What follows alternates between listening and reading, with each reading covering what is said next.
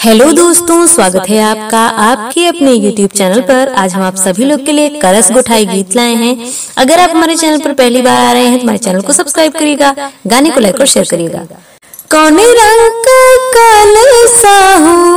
कौने रंग का पानी जी, कौने रंग का कलसा हो,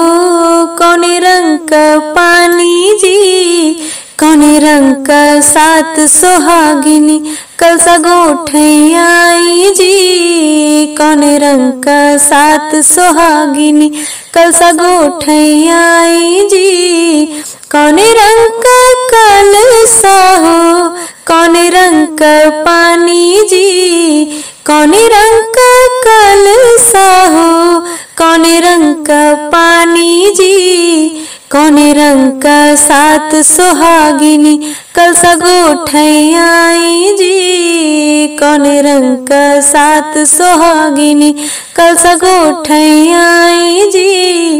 लाल रंग का कलसा हो, शीतल रंग पानी जी, लाल रंग का कलसा हो, शीतल रंग का पानी जी, सुंदर सी सात सुहागिनी कलसा गोठैयाई जी, सुंदर सी सात सुहागिनी कलसा गोठैयाई जी, कहवा से कलसा आवै, कहवा से पानी जी,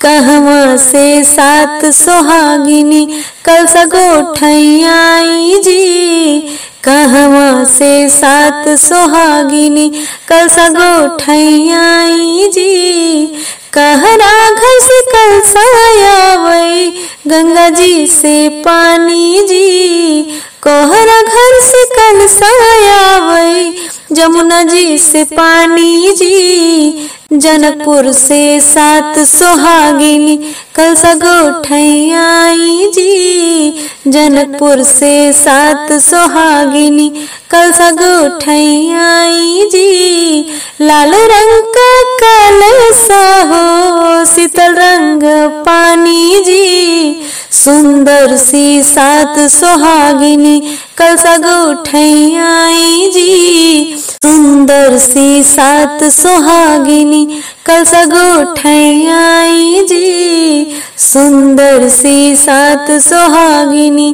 कलसा गोठैयाई जी।